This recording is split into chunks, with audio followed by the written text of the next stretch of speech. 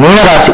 ఈ రాశి వారు అనుకున్నటువంటి కార్యాలు సజావుగా సకాలంలో నెరవేర్చుతారు.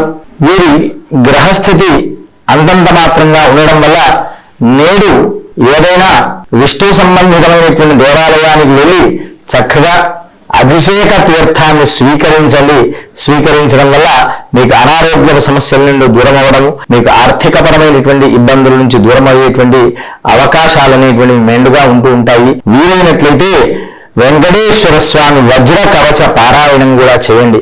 చేస్తే మీరు స్వయంగా చేసుకోవడం వల్ల మీరు మరింత శుభ ఫలితాలు పొంది ఆయురారోగ్య అష్టైశ్వర్యాలతో సుఖంగా ఉంటుంటారు. స్వస్తి ప్రజాభ్య పరిపాలయంతాం న్యాయేన మార్గేణ మహిం మహిషాః గోబ్రాహ్మణేభ్య శుభమస్తు నిత్యం లోకాః సమస్తాః సుఖినో భవంతు.